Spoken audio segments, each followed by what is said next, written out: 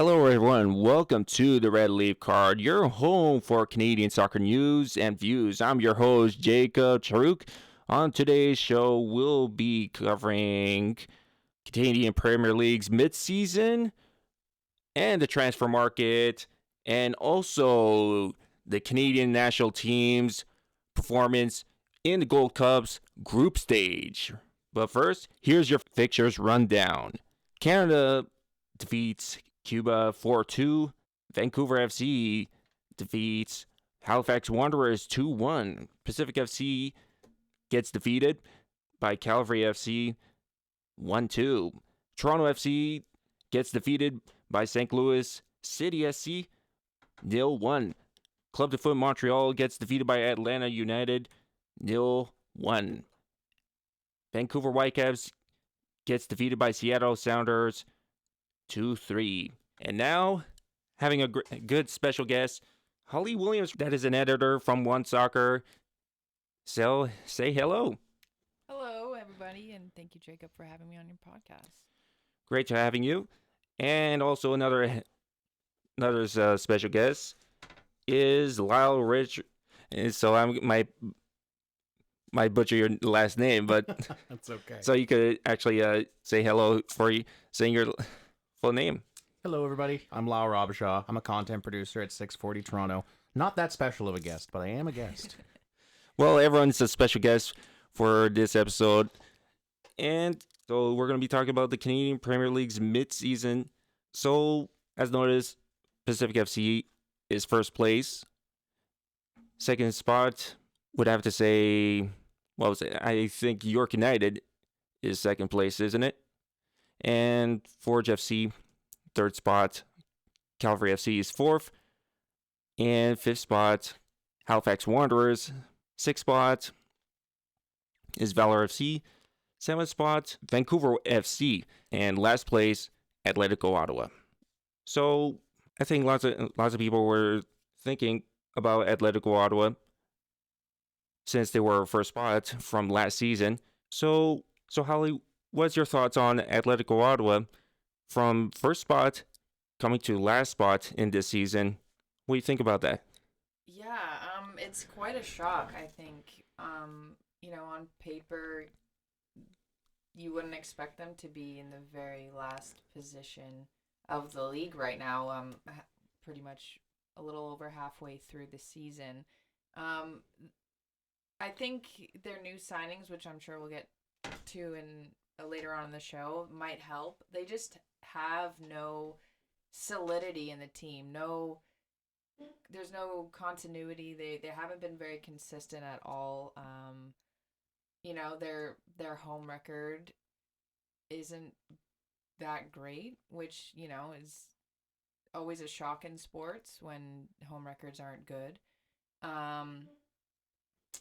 But I think you had to give some credit and some leeway to Carlos Gonzalez. He took them from the very bottom of the league to the top last season. But you expect them to stay there. And that just hasn't been the case this season at all. So do you think Atletico Ottawa might actually come back next part of the season?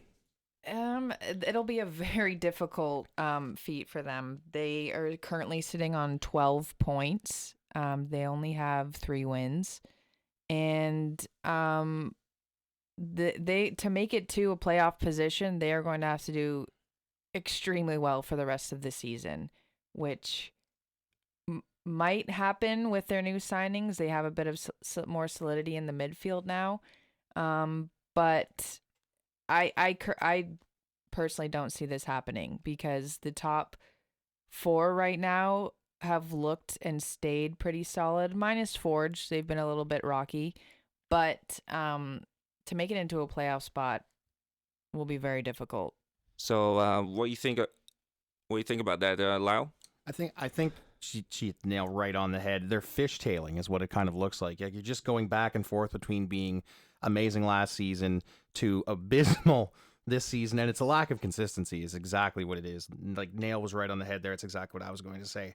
Going out and doing 3-3-6, that's just I would rather have I would rather have more losses than draws, if it makes any sense, and especially in this situation where they only have 12 points. Draws at this point are kind of a non-issue. You got to get W's. That's the only thing that's going to dig them out of the hole, but it's a deep hole. I can't see them getting out of this by the end of the season at this point. The damage has been done. And it's not just that. You have basically a coach, Carlos Gonzalez, who actually won Coach of the Year from last season, and also making it to the finals. Also being the regular season champions. You're not actually going to recover from that. But we could go on right now to Vancouver FC. So could they still have a chance to be in the playoffs for this one? Since they're their first year, they're the expansion team. What do you think about this, Holly? I mean, Vancouver FC have done surprisingly well for being an expansion side this season. I think when an expansion team does come in, their expectations aren't super high, but I think they are where they're supposed to be, if not doing better than what you'd expect from an expansion side. They are a very young team. Of a couple weeks ago, they recorded the youngest team in CPL history. But I think they are doing a very good job for where they are. I know, seventh, it's second last in the table, but for what you'd expect, I think they're doing a good job. Definitely agree with that statement. But even for example, they're a young team. Mm-hmm. They have, for example, TJ. Keep on forgetting his Tahid. Yeah. Tahid. Mm-hmm. And right now he has 2 goals. He's now, I think he was the one. He broke the record from Antoine Coupland, and now he's holding the record as the youngest goal scorer. Mm-hmm. I think that we see a lot of potential from Canadian Premier League that are giving that lifeline from young players. And for you, Lyle, what do you think about Vancouver FC? Well, it's true that when you're building an expansion team, you need to kind of put your best foot forward. A lot of people expect now expansion teams to do well. In almost every league now, when expansion teams come in, it's a pretty good season to start out. It's no more sitting at the bottom of the doldrums for a while. So for a team like them in a league like this, they've done quite well. They hadn't allowed more than 1 goal for a long time there until they got thrashed 5-0 at home once. I think it was against Ottawa. But they have been doing well for such a young squad that was put in the position that they're in. Anyone that can go out and say that they're the youngest team in a league and still competitive and not dead last, I think you're on the right foot. So now, 6th spot, Valor FC in a large stadium. So what's your thoughts on Valor FC? Valor FC for me has always been a pretty subpar team. They've always been just on the outside looking in. They've always just missed the playoff. I know the structure has changed almost every year of the CPL's existence for playoffs and such, but they've always just been on the cusp, and it's looking like they're gonna stay there. I don't think I see them. They might get a playoff spot this year because it's there's more playoff spots to give away this season, but I mean, since Phil DeSantos took over, I think he has done a good job, and they have been better. But like I said, they've come across a lot of injuries. They always have quite a few injuries, so there's always changes that need to be made by Phil DeSantos, and I think they're unexpected changes. They've also lost key players over the years. But I don't see them making it into the playoffs this year. I think they'll be right on the cusp once again. No question about it. Like, for example, you have one of their best key players, Andrew Jean-Baptiste from Haiti. And Valor has always been that team that has been that team basically been ignored. That you're going to be in the you might be in the playoffs one season or maybe not, but they need that boost to actually make the playoffs. And Lyle, what do you think about Valor FC?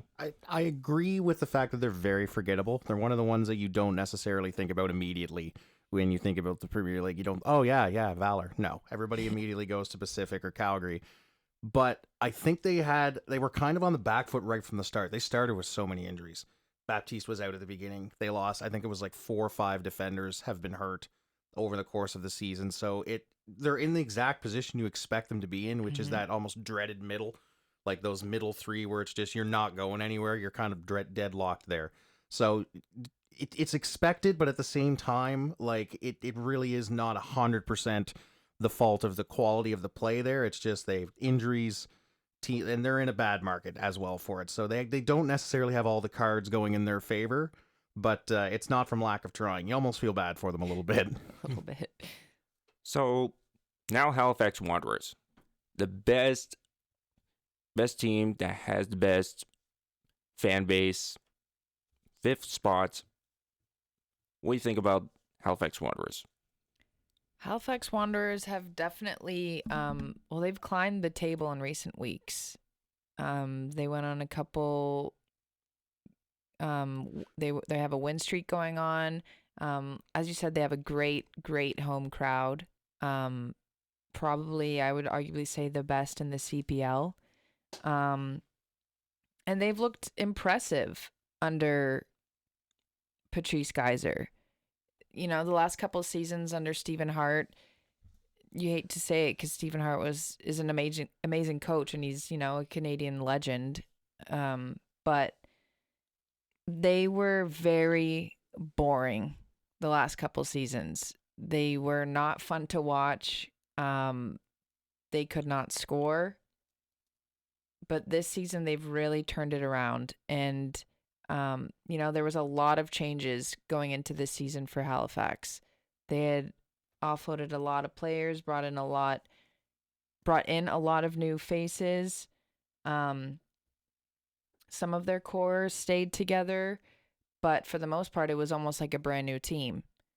So for where they are right now in the table, 5th place, I mean, there's a lot of room for parity here in the CPL.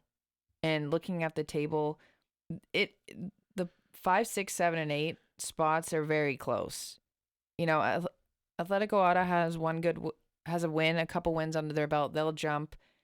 Some teams will fall, but I think Halifax this year have the potential to make the playoffs. Well, no question about it when you think about Halifax Wanderers, but there's some of them I kind of agree with or kind of and also disagree with. Sometimes they actually, like for example, Halifax Wanderers were the finalists in the second season, which had to be a bubble, no question about it.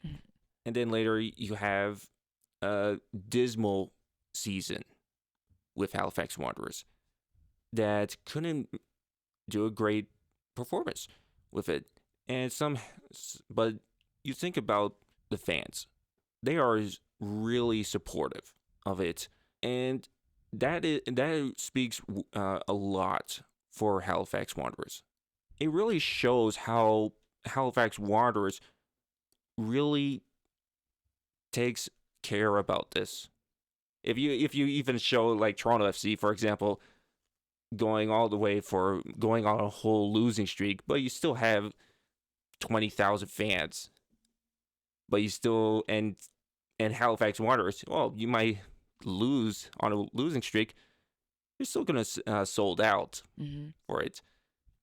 And Lyle, what do you think about Halifax Wanderers? I love the East Coast. I'm from the East Coast, so I am a little biased here. But it does show the fan support about when I go home. When Patrice got hired as the head coach, that was front page news in New Brunswick, which isn't even the same province. But because it's the East Coast team, it did make front page news in New Brunswick, which means a lot. That just shows how much support there is. That is, if you build it, they will come in the East. And the Wanderers are an absolutely fantastic example of that. They have gone from what was a blip at the beginning, and during the dismal season even, there was still just so much excitement about there being this Premier League team, actual high-octane sport in the city of Halifax that isn't the Mooseheads. So when they have gone on this this recent winning streak, and there's been a real invigoration. I was home to New Brunswick not long ago, and there were so many Wanderers jerseys, and it's great to see the support of a sport that isn't hockey in the East getting so much traction. And it is. Fan support means a lot for teams in their position where they're still relatively new and trying to kind of climb their way up and see if they can hang with those top tier teams. Fan support sometimes can be that tip over the edge. I see a lot from it when they signed this Patrice, and I think there's a lot of history of it. Like he was the coach from Vaughan, Missouri, and they had a battle with Halifax Wanderers of Stephen Hart, and Vaughan, Missouri actually almost beated Halifax Wanderers, but Halifax Wanderers beat them by way of goals in 2019 of the Canadian Championship. So there is a lot of connection of why they wanted him, but it's not just that. They brought in some players from Vaughan, Missouri. So I think that fans got a lot of connection and got some respect of Patrice. So I have to give some credit what Halifax Wanderers is doing for this season. So I do think they're in the right track. Absolutely. And now we go 4th spot. So Forge FC, what do you think about them? Oh, I think there's a lot to say about Forge FC right now. Not a great start to the season. And halfway, you're looking at 4th in the table. I mean, they're not far. They're not far off from the top. Like the top of half of the table is also, fairly close. But from 3-time Canadian Premier League champions, I think you expect more. And the thing is, Forge, every single year, have always kept their core. And they have a really, really strong core. But their offense this season they've been ghosts. They can't score, which is very surprising because their forwards in previous seasons have been runners for the Golden Boot. And this season, they just cannot find the back of the net. They've been very unfortunate in most of their games. I mean, I think with Forge and Bobby, they always find a way. They always find a way out of sticky situations. So is it surprising that Forge are in 4th place right now? Absolutely. But do I think it's going to stay this way for the rest of the season? No. I think, as always, they will climb to the top. I think maybe not the very top, but I think 2nd to 3rd is where they'll finish the season. Well, definitely agree with it. But anything could change around with Forge FC, and they're really competitive. Yeah. And for you, Lyle, what do you think about Forge FC right now being 4th? I think it's a bit of a championship hangover, honestly. Like, you ride high for so long, there has to be a season that comes to a lull, even if you have all the talent in the world and you don't touch anything. Sometimes it just doesn't happen. Sometimes the gods see it in another way. I think Pacific is the final boss right now of the league, but I completely agree. I don't see them sticking in 4th, especially when the point spread is only 5 points between 4th and 1st. There's going to be so much jockeying position between the 2nd, 3rd, and 4th position here in the final half of the season. It's going to be almost like a Yahtzee dice throw to see where those 3 end up in that run, but I don't see Forge being 4th. I see them probably being 3rd. I'd guess 3rd and put money on it if I could. But well, going to 3rd spot, York United. What do you think about that?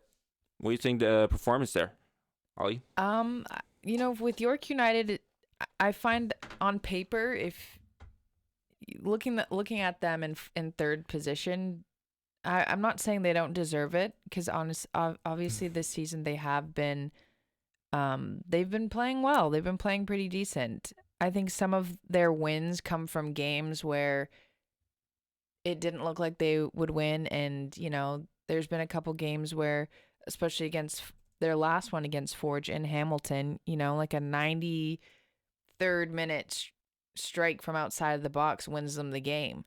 So there's definitely been games and, 3 points that they've got that it wasn't looking like they would win and they won. So I think third I'm a bit surprised going into the season. I wouldn't have placed them at the top, near the top, halfway or, near the end of the season. But I think it's deserved. And, Martin Nash has done well this season. And I think the team is starting to come alive a little bit, because I always felt that York United was always lacking something. And I know they're in a tough market here in, the GTA with Toronto FC as their big competitor in the MLS. So it is a tough market, but I think, and they don't always have the best audience, but I think where they are right now, it's pretty deserved. I agree with that. Like York United's being one of the most underrated teams in the market of the Greater Toronto area. I just feel like for Toronto FC fans, if you don't want to see the whole losing streak, there's always York United that you want to see. For example, you have Michael Petrasso, you have Mobo Bully, you even have Dwayne De Rosario's son playing there, Jose De Rosario. You have a potential good team. And I would say that York United might not just stay where they are. They could actually be like one of the top 2 teams in there. They do have that potential, and they could still have, for example, I would have to give some credit to Martin Nash on this one. I believe that Martin Nash maybe could actually be one of that Coach of the Year nominees. Mm-hmm. So, what do you think about York United? Well, I think you guys are right when you say that the market kind of shoots them in the foot a bit. You're competing against Toronto FC, BMO Field, all the money in the world behind them of MLSE. But I actually think that in there lies one of their best strengths. I think the lack of pressure from the fans on York United has a lot to do with how well they're doing right now. It's not like other Toronto teams. You don't have an immense amount of pressure, an immense amount of scrutiny on absolutely everything you do. Every other team, every transfer you make, every missed goal opportunity, there's 6 million tweets about it, and the city immediately jumps on their back. There's 3 articles about it in every newspaper. York United FC does not have that problem, and you're seeing the benefits of that right here. They have a good coach, they have good team composition, and they're just quietly in 3rd place and only 4 points away from 1st place. I think that the fan support is obviously needed in some cases, but here, the fact that they're in such a big market and kind of still flying under the radar works a little bit more in their favor than against them, if that makes any sense. I agree with that. And going on to 2nd place is Calgary FC, just where the foothills of Calgary. What's your opinion on Calgary FC on this, Holly? I think Calvary are pretty much right where they should be. They're always a fun team to watch, an impressive team to watch. Tommy Wilden Jr. is, such a likable person, but also a great coach. And I think, they've been unfortunate in previous seasons, making it to the final, basically winning the regular season in the first. I know there was no regular season winner in the first season, but the spring and fall halves of the season, making it to the final, falling to Forge, and always just being right there, making it in the semifinals, in the second season. But so I do think they're always at the top, and they're always where they should be. I always do feel bad for them because they just miss out. There's just always something either not going in their favor, or just one little piece that's not there for them to make it to the final and to win. I also think, Tommy and Bobby both have been snubbed of like coach of the year. No, Tommy had won once. Tommy's won one. Bobby has been snubbed quite a few Yeah, times. Bobby has been. I believe Bobby Smarion is most likely the most snubbed coach of the year. Yeah, absolutely. But, honestly, there's potential for him this season if you can really give him that boost, perhaps. If for most Bobby. likely if they could come back to first place. Yeah, just finally give him a coach of the year. But, Cavalry, like you said, I think they're where they should be. Second place, they're only 4 points behind Pacific, although they did beat them yesterday 2-1. But yeah, I think they're in a good spot, and second place, if not first, would be where I see them finishing at the end of the season. So what do you think about Calvary FC, Lyle? They're like the definition of always the bridesmaid, but never the bride. It just seems that like they always get right within grasp, and then there's some like a very decisive defensive moment that they flub in the very final bottom of the ninth seems to cost them big. And it's unfortunate to see, but they've always had success, just never to the point of going all the way to the end. It's a really interesting team to see that happen. They're incredibly successful in the league overall, but still, they just can't seem to get that to the end. The second place is obviously, like, silver is never bad, but when you're behind, like I said, the final boss, which is Pacific in my mind, do I see them overtaking them? That's a hard sell for me, but they'll sit comfortably in second place, but it's what happens once they get to the playoffs, and if they can get over some of those, like I said, those decisive defensive moments, if they can figure that problem out, this is a championship-level team, I think. It's just whether they're going to actually sign the papers and finish the job. And now we go to first place Pacific FC on the island of Vancouver Islands. So, what do you think about this? Does Pacific FC have that chance to go all the way? Holly? Absolutely. I think Pacific are, especially right now, pretty heavy favorites to go all the way, be at the top and stay at the top of the table. Pacific made some moves this season, and they were really good ones, and they look amazing offensively. They score goals. James Merriman has done a great job, just signing a new contract, extending his contract just after 50 games in charge. I think what Pacific have and what they've built over the years, is kind of the definition of what the Canadian Premier League is. Giving chances to Canadian players, to a Canadian coach, who probably, would have flown under the radar, who has flown under the radar, being second man in most of his career and getting that chance. And, he took over just after Pacific won a championship. And, that's always a difficult feat, but he's kept them there. And, it's pretty impressive, and it's exactly what you want to see from this league. Yeah, I would basically agree with this. And you had Pablo Ducal, who was the head coach for Pacific FC, led them to winning a championship. And now, I think it was the third season of the Canadian Premier League that ended Forge FC to get the treble. Actually, three-peats, my bad. And now I would think that Pacific FC might win their second title for the Canadian Premier League. And not just that, they might win the regular season and maybe the playoffs. So, Lyle, what do you think about this one? Well, we talked about the opposite side of the coin with consistency, and we talked about Ottawa. This is what you want. When you talk about consistency, you look no further than Pacific. Great young Canadian players. Like you said, they've tweaked their core, but they've kept it relatively across the board the same. You're right. I think the hardest thing a coach can do is take over a team right after a huge season, a big win. They still stay right up here. That's incredibly difficult to do. They have young players like Sean Young, big fan of his. I just don't see anybody knocking them off this pedestal. They are up there. It's not a long gap, but I don't think that gap is going to shorten. They're going to continue kind of this run that they're on right now.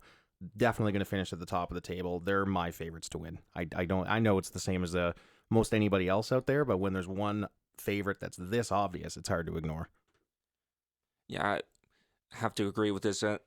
And I do want to have a question about this on the midseason. What do you think that the Canadian Premier League is most not likely to announce? So I have to give that to Holly on this one. Most not likely to announce. Well, we know there's going to be an expansion team next year coming into the season, but I don't think there'll be many more moves in the transfer window, which we'll talk about. So yeah, I think that talking about that they're going to bring in the expansion teams most likely to it, but it'll just take that long route of announcing things. They have Windsor coming in, they have Saskatoon coming in, so there is going to be that long route of announcing things for Mark Noonan to bring in. So yeah. So Lyle, what do you think about that? Do you think Canada, the Canadian Premier League, might announce anything for long route? For the longer route, I'll tell you what they definitely won't be announcing. What you asked before, they will definitely announce more expansion teams, but there will not be any more east of Montreal. I can probably bet that. I know that the Prairies are their grounds right now, kind of thing. They're looking to get those smaller markets, but as most other sports leagues, they will look at the Eastern Canadian side as one giant lump sum. So we probably won't get another team out there other than the Halifax Wanderers, even though they would get the fan support that the Wanderers are getting right now as well. When I heard about you said about Montreal, I've heard there is some room. There's sources that there might be a expansion team in Quebec City. There was no sources that they wanted to actually have a expansion team in the greater Montreal area. They said that it was Laval, so they decided it was going to be Quebec City, and they're still waiting for the approval for that expansion team. So I would say that it's going to take a long time for Quebec City to get that expansion team. So we could, I know everyone, it's always going to be a market for that, and we could go on the transfer market. So we heard a lot of transfer markets in the mid season. So what I've heard, so we could go Atletico Ottawa for this one. It's actually something that a lot of fans in Atletico Ottawa were kind of surprised about this. 2 signings from this one from San Fernando and named Ruben Del Campo, and experienced player Alberto Zapater from Real Zaragoza. That is 38 years old. Mm-hmm. So what's your thoughts on these two players being signed for Atletico Ottawa?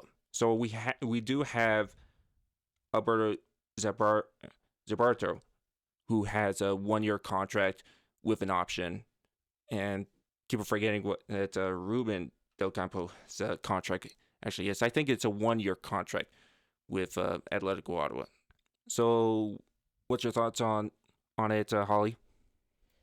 I mean, I think, bringing in a player like Alberto Zapater is good. He has tons of experience in high-level teams around Europe. Him being 38, obviously, that's up there in any sport. But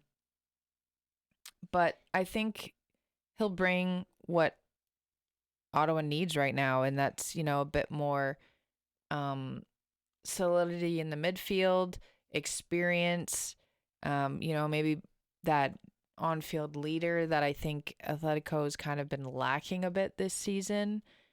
So I think, which both players will be available this weekend as a selection for the team. So I think, we could possibly see them in the team this weekend.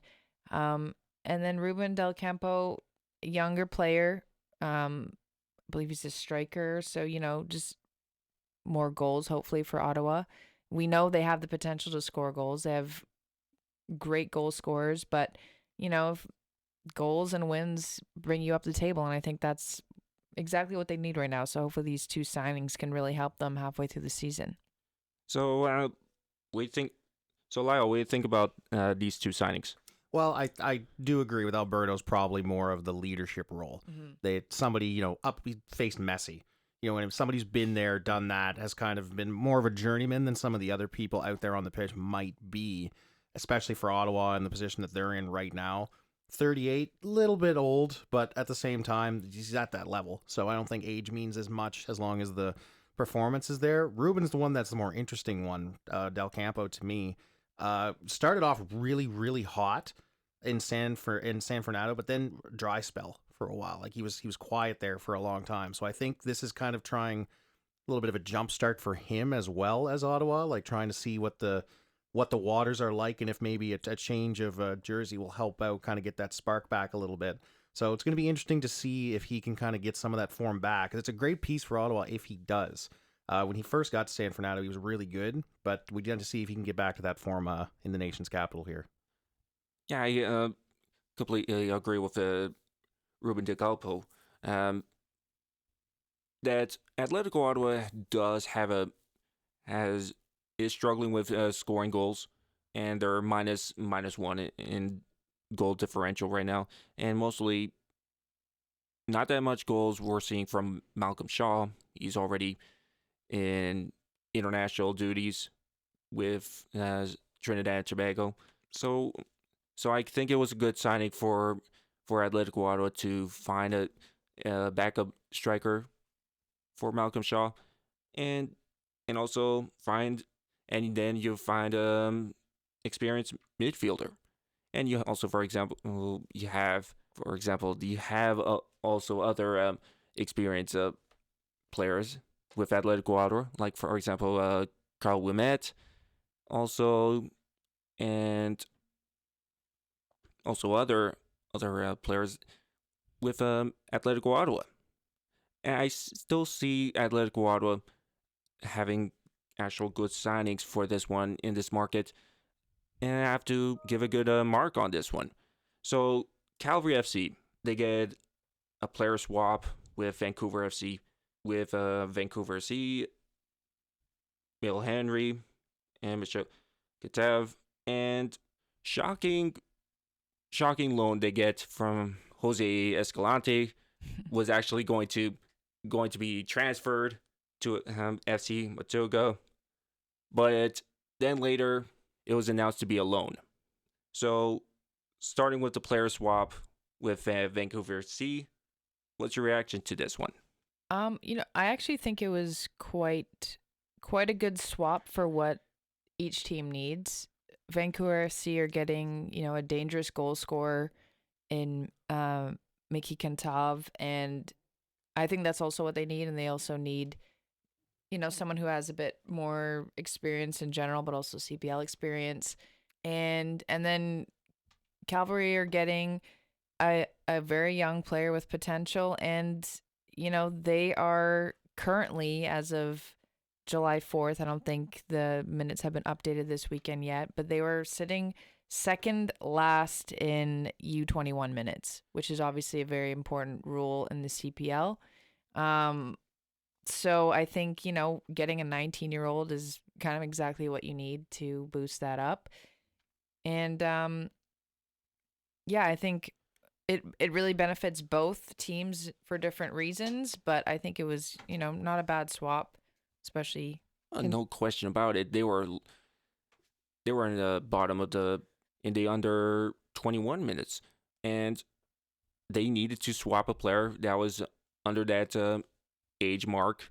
So it was a good player swap. Mm-hmm. So what do you think about that player swap for that, Lyle? Well, yeah, they needed somebody else under 21, right, to reach the league minimum. They needed a kind of a third player there, but it's good that they didn't just go out and get one for the sake of it, which a lot of teams would, just because like, oh, we won't play them very many minutes anyway.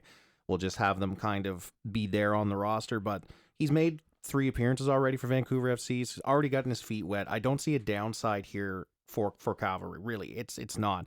19 years old, to have a little bit of experience under his belt, already coming from a team that is up there in the standings as well, not dead last. I think it's a good for the player and for the team as well. Like you said, it's one of the more even swaps, I think, in a long time, for both teams getting kind of exactly what they need here. So I think it's a good look. So now the whole drama with Jose Escalante, that Jose Escalante went to Honduras. I think he's from Honduras, and he actually went to a team, Matoga, and made a deal with a contract. And he did make a statement that he wanted to be more closer to his family. And now Calvary FC had to make this statement about this whole drama of this transfer market. And thought if it was that all the fans are kind of thinking that, is this actually a transfer deal that you made or something else? But they had to make a statement about this, and they had to make this that it's a loan, but he'll be loaned on for next season, I think, or on the end of the contract. So what do you think about this, Holly? This whole drama with Jose Escalante of most likely leaving. Yeah, I mean, it definitely was drama. When I first saw, I think the first thing I saw about it was actually pictures of him signing for a club before I saw Cavalry's statement, which was pretty funny. But from what I've heard, it's just a pretty big misunderstanding. So the club, like Cavalry, actually gave Escalante a leave of absence because he is a bit homesick. He is from Honduras. I think I read that, he has a family that has been trying to come over to Canada and couldn't, and he has a kid. He's an older player. Obviously that's not easy on anyone, not being in the same country as your family. So he did get the leave of absence to go back. What had actually happened was Montagua signed, he was contracted to the training rights of Escalante so he could stay fit while he is back home in Honduras. So Cavalry was aware of that. But then Montagua came out with a tweet that he had signed a contract for them, which, under FIFA law can't happen. There was no talks with that. There was no official, no official papers signed. So I think it was a bit of a misunderstanding between the two teams. And as of right now, I think Tommy Wilden Jr. was on The Fan in Calgary, and he said talks are still kind of happening between the two teams. He is contracted until the end of this year with Calgary. So they're, he's been a great player for Calgary. He's obviously done a lot of service for them. So they're not going to let him go on a free. I think business-wise, that's obviously not good for Calvary. And, I think Tommy thinks like there needs to be some compensation for both the team and the player for his service there. So he could be going after this year to Montagua. I think, that would be a good fit for him if he wants to play back home in Honduras. But it definitely was quite the shock. Like, not something you'd expect from the Canadian Premier League, being in that type of drama, under all these FIFA rules and everything. But no question about it, of being behind closed doors and never hearing about this. It's really kind of shocking that that Jose Escalante had to announce this, that he signed a contract behind closed doors with the team. So that it's really shocking. So Lyle, what do you think about that? I think it's just like Holly said. When you find out about something from seeing the pictures of it before the official team release, that's when you know stuff is off the rails, and the team doesn't necessarily know what's going on. But I feel bad for Escalante specifically more than anybody because he's just caught in the middle of all this. It's not his fault. He just wants to go home and play closer to his family. Nobody can ever blame anybody for that. I think that's the logic. If that's what a player with his pedigree wants, I think that's what he should get. Obviously not for nothing. There has to be some kind of transaction here on the Cavalry's end to get their money's worth kind of thing. But it's a no-brainer. Like, you want to keep a star like that happy. Let him go home. Let him play closer. But the fact that somehow the wires got crossed here, and there was a 5-minute period there where nobody really knew what was going on. And like you said, it's not very typical of the Canadian Premier League to be in that position. They're much more astute, I think, with their news and their releases and stuff. It's very careful. There's not a lot of drama. So when it does pop up, it unfortunately sticks out like a sore thumb. So I feel really bad for him, and I hope he does get to go home and play closer to family. That can't be easy, being an entire continent away from the people you love. Mm-hmm. Yeah, I hope Jose Escalante gets an agreement on this one and safely goes home and live Mazuaga in Honduras. I keep on forgetting the country's name. Honduras. Yeah, Honduras. Yeah, it's so Calvary. I could go with now York United. With it, York United just transfer for Lasana Faye, who's going to Netherlands in the second division league, and now hearing Ronan Krat now basically had a loan for the reserve team for Werder Bremen, and now he's made it official that he's going to stay there. So what's on the thoughts on the transfers that are leaving for York United? I mean, I think it's always great to see players moving on and going to European sides. Like I said before, like, this is another thing, exactly what you want from the Canadian Premier League. That's what it's for. It's giving not only Canadian players, giving players a chance to play in this league, show off their talent, prove any points they want to prove, and move on. Werder Bremen is in the Bundesliga, like that, and someone from York United is going to the Bundesliga. Like, that's exactly what we want to see. And the Netherlands second division is quite impressive as well. So I think these are things that, these are the reasons why the Canadian Premier League exists.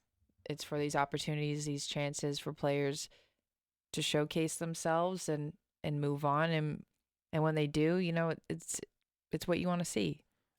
Well, usually York United's been that whole history of selling their players for a long time in their team. No question about it. And so Lyle, what do you think about that, York United? Well, Faye is the one that I obviously feel bad. The reason he asked for a transfer request is because of a family situation back home. That's why he's going to the Dutch second division there. So you're always going to wonder what if there, what if that didn't happen, and what if he stayed. But again, it's another situation where if somebody asks to go home, give them that, let them go, because they're just going to be happier somewhere else. And like you touched on, it's never a bad thing to send players from your league up a step higher, because it puts the league on the map in the long run, because now on the back of the stat card, it's going to say that he was in the Canadian Premier League, and that's what launched him up to there. So it's unfortunate that a family situation had to take Faye back there, but it's good for the league in general to have more kind of branching out into others. Like you said, people going to the Bundesliga. That's amazing, because it elevates this league even more.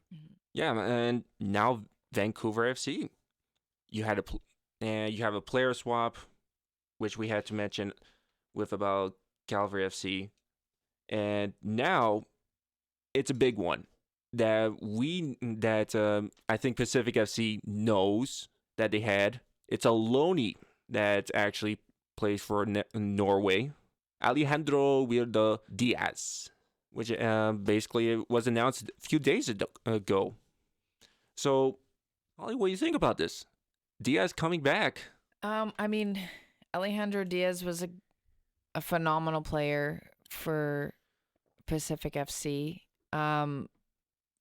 He was in the race to win Golden Boot before he left, and I think did he even still win after he left to go to Norway? I think he won it last year. Yeah, He he won it, and he wasn't even part of the league anymore. I think for Vancouver, I mean, obviously it's a made-up rival. They're not really rivals yet, Vancouver FC and Pacific, but as far as closeness, I guess they are. So him going back to a rival, I think that might boost the rivalry a little bit. But I think obviously it's a great pickup for Vancouver FC.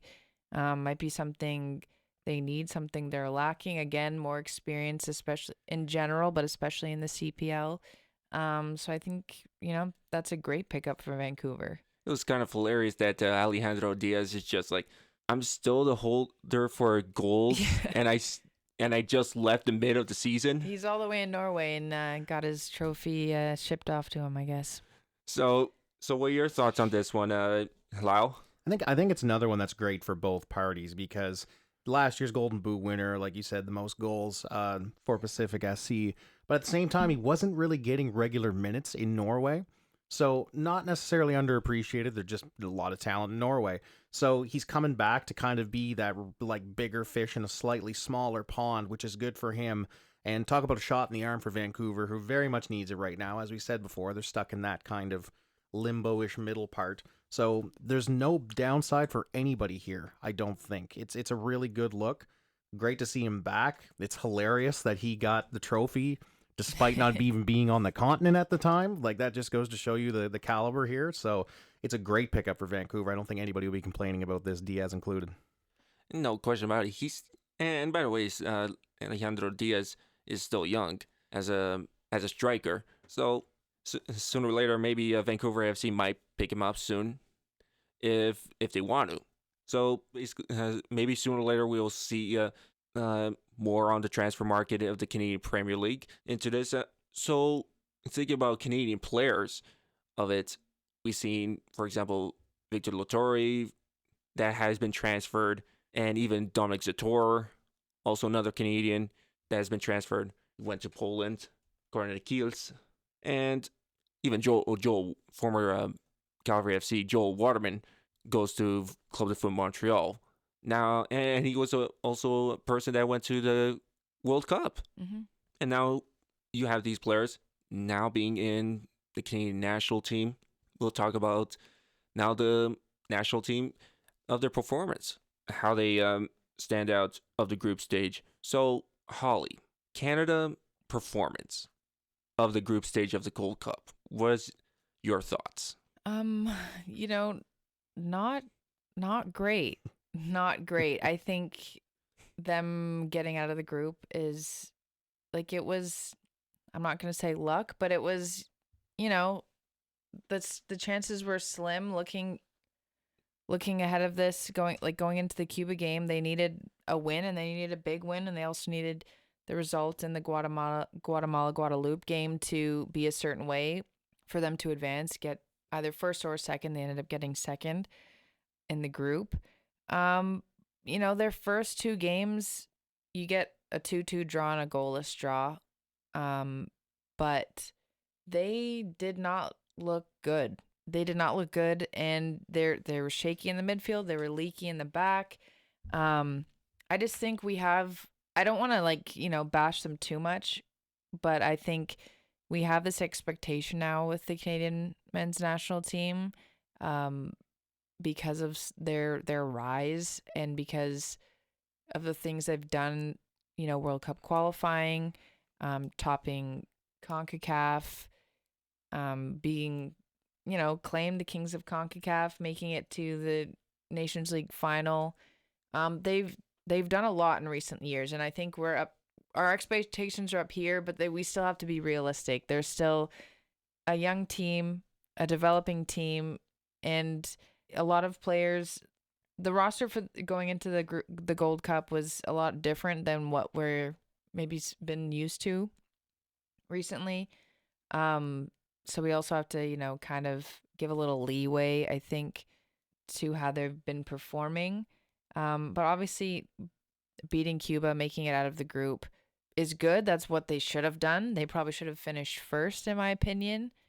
But their first two games weren't too good. But now, playing USA tonight. I don't know. This is now knockout football. It's one and done. I don't have that much confidence going into that game. Well, no question about it when Canada's going to be versing USA. So when for the whole thing about the group stage versing Guadalupe, which was their home event in Toronto at BMO Field, you have a small country coming in, and fans were like, "How could you actually draw to this team? We always think they're nobodies at this time," and you let an own goal at that time, and it was all over the place. Yeah. I would say, in my opinion, of that match. And then the second match, Guatemala, scoreless. It was also, in my opinion, not a good match. It was that you didn't have a good play to make. It's just like, are we playing like what we did in the Nations League? And you already think we don't have our key players. No longer Atiba Hutchinson. We know we have a new roster and so on. And now you're limping all the way, trying to make that second spot. Always thinking about that Guatemala versus Guadalupe, how they're going to play. And you're trying to score who's going to score the most goals in that match. So in Canada versus Cuba. And yeah, they limped all the way to win it, 4-2. So Lyle, what do you think about the whole Canada national team versus in the Gold Cup performance in the group stage? I was there for that own goal, and let me tell you, that took the air out of that stadium like a hot air balloon crashing into a power line. Everybody was so happy because it was a game they should have had in the bag easily. Everybody there at the beginning of the match, we were all just like, well, this is in the bag. We shouldn't have been, because that's what loses you games when you go in like that. But we were so sure. I went with a bunch of people from my work, and we were so sure. That's why we bought the tickets, because they're like, there's no way they're gonna lose. Of course, up 2-1. I think it was 4 minutes to the end of the game too when that own goal went in, and it just completely deflated that stadium. And I think that's a good way to sum up this entire stage of this tournament. Has been deflating. Canada soccer is under such a microscope right now because of the success they've been having over recent years. Should have been under a microscope the whole time because the women's team's been rocking for like a decade now. But the fact that the men's team did well, obviously that brings so many more eyes to the product.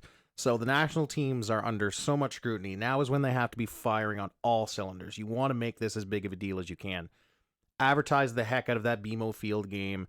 It was a pretty well full crowd. I didn't see very many empty seats there. They did very well getting attendance, which is sometimes a struggle at BMO to get football attendance that isn't the Argonauts, Canadian Football League. It was such a full crowd. Everybody was having a great time. As soon as that own goal went in, you almost felt the whole tournament go shh. And the hype level went down because they were like, if this can happen, what's going to happen the next game? So then the 0-0 draw, that was the punch to the stomach. Because after the one draw that you let happen, now you go scoreless. Yes, we beat Cuba, limped, just like you said, limped our way into this round against the U.S., but that's how we did in the group stage. Now we're staring down the barrel of the United States, which is going to be the hardest test that they've had. It's going to be a hard sell, especially in knockout now, like you said. It was a fun game to watch, and I'm glad I went, but at the same time, it makes you sad of what could have been because they should have had those first two games. I really believe it. Even I was even glad to watch that match, but it was always fun to see Canada versus other countries at the time, even for other events. But some have their own opinions. They should have won. I agree with that. I actually do agree with that. They should have won that match. But it's always competitive. It's always that. It is the Gold Cup. It's not the Nations League anymore. It was 2-0. Everyone knows that match, USA versus Canada. So now we're seeing I know that I would have to bring the women's national team going into the World Cup. So what do you think of the Women's World Cup of Canada, how they're going to go all the way. Do you think that they have their chance to win this one? Do I think Canada? I think they have a chance to do well. But there are a lot of good teams in the World Cup. Obviously, it's a lot different. The stage is bigger, the stakes are higher. I think they have the potential to do very well in their group. Very recently, within the last year, they have played friendlies against Australia and Nigeria both.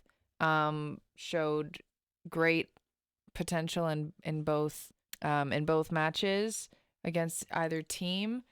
So I do think they could either top or come second in their group.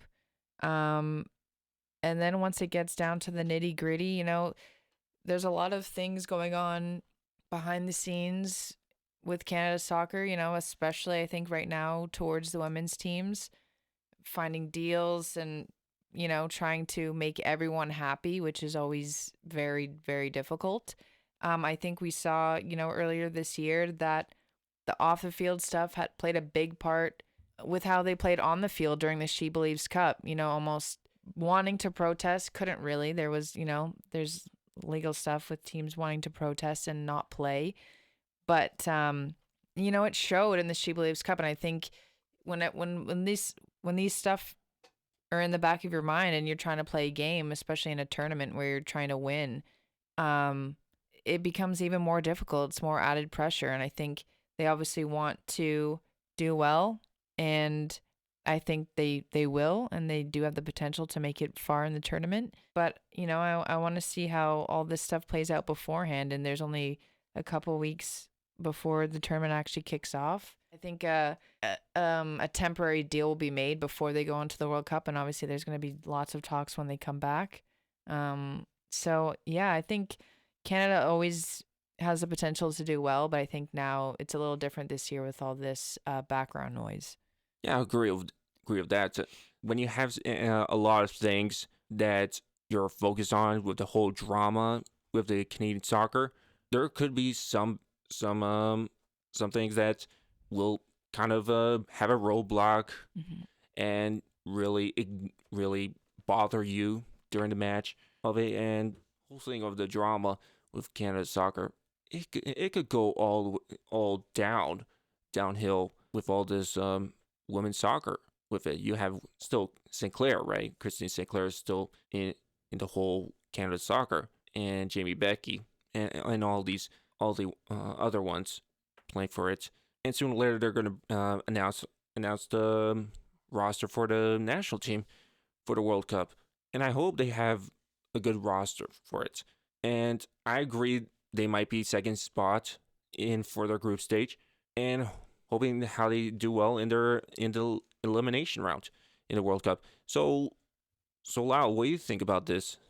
It breaks my heart. The whole thing kind of breaks my heart because you have this team who has represented Canada so well in so many international competitions, the gold medal games, and it's just they were Canada soccer for a long time. The women's team was Canada soccer. There was no men's team for a long time. People seem to forget this, that Sinclair was holding the flag for a near a decade. It was just them. So the fact that somehow they run into funding issues just when Canada soccer has more eyes on it than ever, now all of a sudden the women's team is running into issues with their own organization pushing back against them. Now is not the time to do this. Now's the time to be thanking these players for kind of holding the fort until everybody else caught up to their level. So it's unfortunate that they're going into a World Cup, which they always have a chance at. When they have this team, until Sinclair retires, until that core group leaves, they have a chance, I believe. But you're right. How can you go out and play for an organization that pushes back against you? You're protesting your own organization at the She Believes Cup, trying to wear jerseys. You have them. No, you can't do that. You have to wear our logo. That's a horrible situation to be in for anybody at any level of sport. To be going out and thinking, man, I hate the fact that I have this logo on me right now because the suits in the back don't like us. Mm-hmm. It's an awful situation. I feel so bad for the players because they deserve so much more respect than that.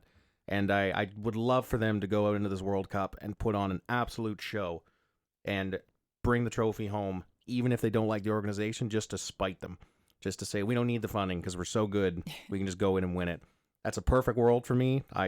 Obviously, they have a chance. I think second place in their group is probably the bullseye. That's probably where they'll end up. They did have those friendly matches. They went undefeated across 4 of them. They only had 1 draw there too. But Nigeria and Australia, a little bit of a different story when you get to the World Cup when you're playing other teams of a much higher caliber. They have a chance, but I just hope the backstage politics don't derail them too much. Yeah, and that's full time for this episode of the Red Leaf Card. Thanks for listening. Until next time, I'm your host, Jacob, subbing out.